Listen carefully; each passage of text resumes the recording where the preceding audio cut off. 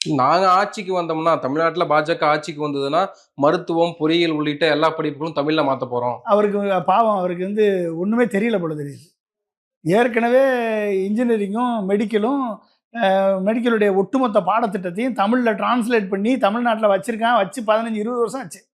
இந்த விவரம் கூட தெரியாம ஒரு ஹோம் மினிஸ்டர் இருக்காரு. அதுக்கு அப்டேட் பண்ண கூட முடியாம அண்ணாமலை இருக்காருன்னா, அப்ப எப்படி இருக்கும்? இவர்களுக்கு பாதி விவரம் தெரியல. அவ்வளவுதான். ஏதோ அவளுக்கு தெரிஞ்ச நாலேஜ் படி பேசிட்டு இருக்காங்க.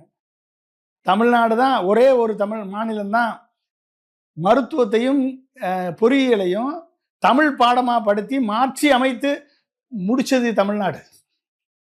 இந்த உண்மையாவது தெரியுமா ஹோம் மினிஸ்டருக்கு?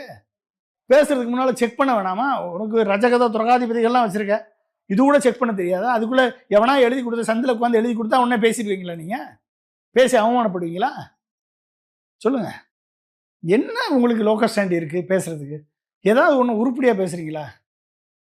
மக்களுக்காக, தமிழ்நாட்டு மக்களுக்காக ஆதரவா நீங்க பேசுறீங்களா? இருக்கீங்களா? ஒவ்வொரு மாநிலத்தில் இருக்கக்கூடிய பிஜேபிக்காரன் எல்லாருமே அந்த மாநிலத்தின் உரிமைகளுக்காக பேசுறாங்க. தமிழ்நாட்டில் இருக்கக்கூடிய பிஜேபி மட்டும்தான் நார்த் இந்தியா, டெல்லியினுடைய பிஜேபியினுடைய கொள்கைகளை கொண்டாந்து திணிப்பதற்காக பேசிட்டு இருக்கான். இவன் எப்படி ஜெயிப்பான் தமிழ்நாட்டில்? சொல்லுங்க பாப்போம்.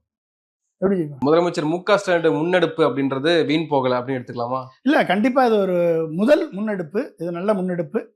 முதலிலே அவர்கள் இதை ஒத்தி வைக்க சொல்லியிருக்காங்க. இப்போ வரக்கூடிய காலகட்டங்களில் நான் இதுக்கான ஒரு ரிசர்ச் பேப்பர் ப்ரிப்பேர் பண்ணிட்டு இருக்கேன். அந்த ரிசர்ச் பேப்பர் ரெடியான உடனே நான் முதல்வருக்கு அதை சப்மிட் பண்ணுறேன். மற்ற மாநில அடுத்த கூட்டத்தில் இந்த ரிசர்ச் பேப்பரை படித்து பார்த்துட்டு மேபி அடுத்த கூட்டத்தில், ஹைதராபாத்தில் நடக்கிற கூட்டத்தில் அவங்க டிஸ்கஸ் பண்ணலாம். இதை முன்னெடுத்து அடுத்த லெவலுக்கு எடுத்துகிட்டு போகலாம். அதனால் இது இது பாசிபிள். இது இது இந்த பொசிஷன் தான். அதாவது 15th ஃபினான்ஸ் கமிஷன் என்ன வெயிட்டேஜ் ஃபார்முலா ஃபாலோ பண்ணியிருக்கோ அதே மாதிரி வெயிட்டேஜ் ஃபார்முலாவை நம்ம அப்ளை பண்ணால் கண்டிப்பாக ஃபேர் டீலிமிட்டேஷன் கிடைக்கும். அதை முன்னெடுப்பதற்கு திரு மு.க. ஸ்டாலின் அவர்கள் இந்த எடுத்த முயற்சி வரவேற்கத்தக்கது, பாராட்டத்தக்கது.